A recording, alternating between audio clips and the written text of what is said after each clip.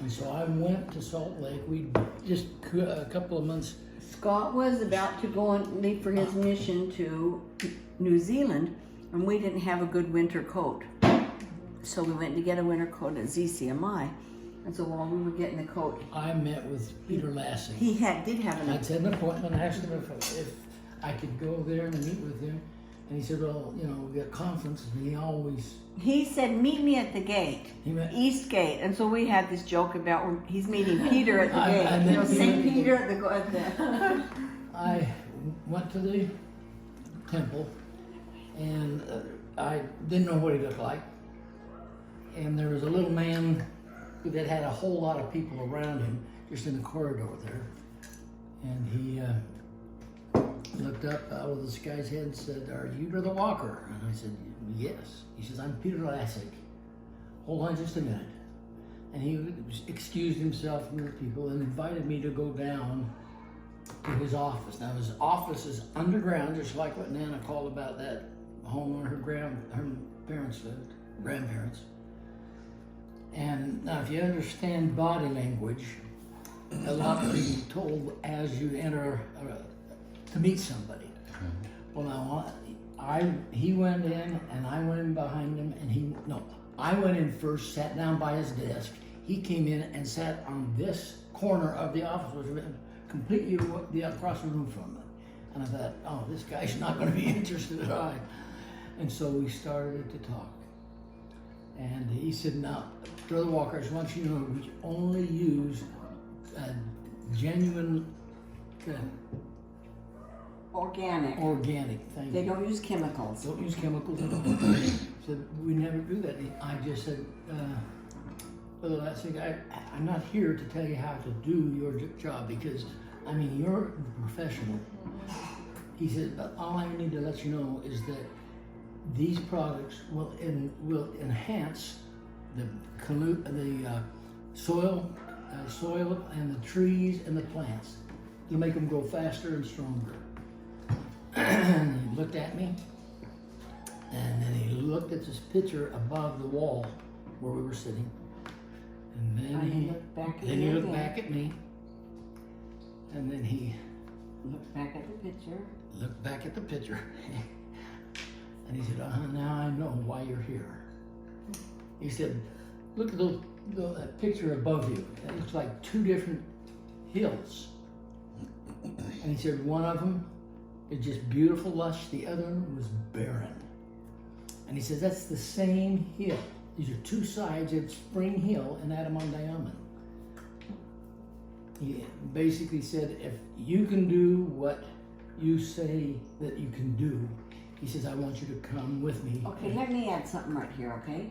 I like the way you say things. Okay, they had recently acquired that one side of that hill from an owner, but that rancher or farmer, whatever, was a pig farmer, and the droppings from the pigs put a lot of salt into the soil, and the salt prevents things from growing well. And so Peter Lassie had been told that it would take 200 years for the salt to dissipate out of those soils. Wow. And so tell what really happened after they applied the bioluminescence. I gratefully accepted the opportunity to come back to Adam-ondi-Ahman with him. Now, as I say, it's real close to Carthage. Some of those other things that are just very important. And they took his word for it, and they planted a lot of trees on this hill. On the bad side of it? Yeah, in the bad soils. Within a year, it was flourishing. The trees exceeded the growth factor. So I went back 2 weeks a year for 7 years to walk the grounds of Adam-ondi-Ahman, to help them get things to grow, to help them to put into things that are new. It was just a grand experience, and the reason we got this book coming, I can't wait for the time when I can talk about it. It's not a book. Oh, you mean a scrapbook? Yeah. But miracles took place in Adam-ondi-Ahman. course, I wasn't there all the time, but one of the things I noticed when I was there, it was, rains a lot more there than it rains in Arizona. And I was watching these men walking up the hill in what would have been like mud because of the rain. And I said, look at that. The mud doesn't cling to their shoes at all. It had made the soil not clay-like, and sticky, but enriched it in like, and anyway, Helen and Clive have got Dad a framed picture, kind of a before and after of that hill. Spring Hill. And it was, he was Yeah. instrumental in preparing Adam-ondi-Ahman for the coming of the Lord. I think it's very special. I had some great, let me just share one experience, because a lot of them that were good, that's okay. About Bonnie. Yeah. Every time I go Tell me back to Bonnie a is. family reunion, Bonnie is my brother's wife. His brother who has died. She's my mother. He's Bud. He's already passed away. Yeah. And after going to the family reunion we had, my brothers and sisters sit down and say, okay, what's going on at Adam-ondi-Ahman? So I would go ahead and give them some of the nuances and things that we're doing. And Bonnie said to me, Bob, it's just after Bud had passed away. She said, I would give anything to walk the hills of Adam-ondi-Ahman someday. And I said, Bonnie, it would be wonderful if you could. The second to the last time that I went to Adam-ondi-Ahman, And I was there. I only went twice. we took care of the business we did. We really were just kind of making sure the products were working. And of course, they only let people who come to visit Adam-ondi-Ahman go to certain areas because the rest of it's so safe. So I was able to spend some time there just looking. But this one time, we just were there for a few hours. We were about to go. Just about to come home, and we started to walk down the parking area. It was kind of level, big steps. And as we started walking down there, I said to were you there with me? I said to my wife, I said, that looks like Buddy, 2 levels down. That's Bonnie their and Bud's oldest son. And I said, that looks like Bonnie. And we walked up there. There was nobody at Adam-ondi-Ahman because they had closed it. We were the only 2 cars there. Now, what is the... And she said to you, She said, I prayed you here. They came down the day before to go to Adam-ondi-Ahman what they could, and they just decided they wanted to come back the next day, so we had one more day at it. And this was their return trip. They'd already packed up and ready to go themselves. Now, what are the percentages that those 2 people at the same time, at the same moment. and the same moment? How many millions and billions of people, not millions, are there? And it was definitely a miracle. It was very sweet, yeah. That's great. And he was able to, you don't know what you're looking at unless somebody can tell you. They call it the out-of-doors temple Yes, because there's not much there except just beautiful landscape. And that Peter Lasig he was talking about, he wants everything to look like it just grew up, like it wasn't planned, or in fact, there's missionaries there. As a matter of fact, the last time that I taken a trip to Adam-ondi-Ahman was after 7 years of going back, coming back. I was with one of my friends. Do you remember from- Larry Krieger? He was there with us. He was there with us because we'd been up to Chicago to the trade show and we were coming back carrying. They were in back. a different business at this time. Yeah, well, yeah.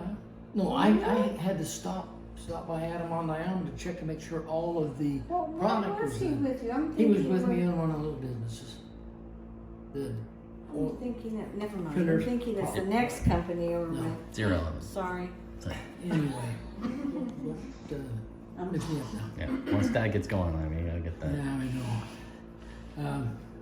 So Mary Lou, We went there to that big valley and the oak tree that we were always taken to. And I was talking about Brother Lassie, Doxy, McConkie? McConkie. No, the one that you said you know. Larry Krieger. Oh, Larry Krieger and I were there together. And we went over and sat down on the hill over the oak tree, and where I had that experience with Mark McConkie family. And noticed there's some lady down at the bottom of the hill under the big oak tree. And Larry and I were talking, and I was explaining some things about other areas of the countryside and about the base. had he ever been there before? No, Oh, Larry okay. had never been there. And as we were given this, we were having this time together, sharing special experiences, this lady slowly made her way up the mountain to where we were sitting. And she looked at me and said, "You hold the Melchizedek priesthood." I said, "I do." She said, "I knew it."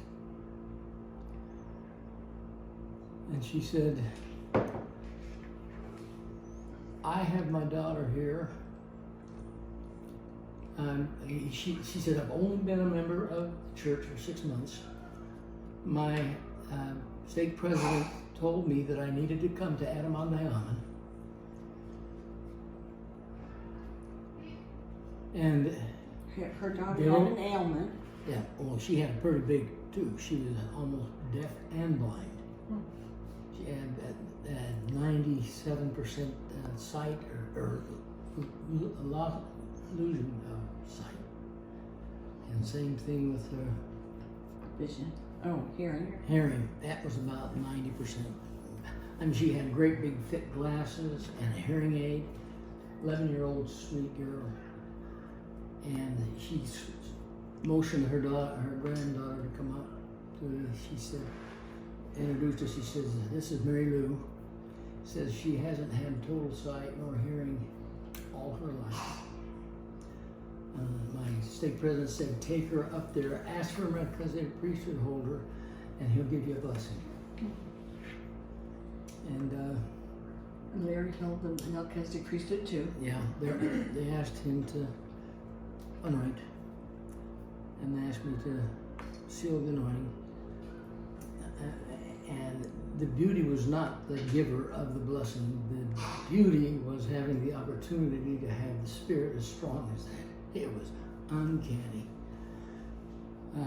We gave it the blessing, and then as we were standing up, her mother started to talk to her in sign language.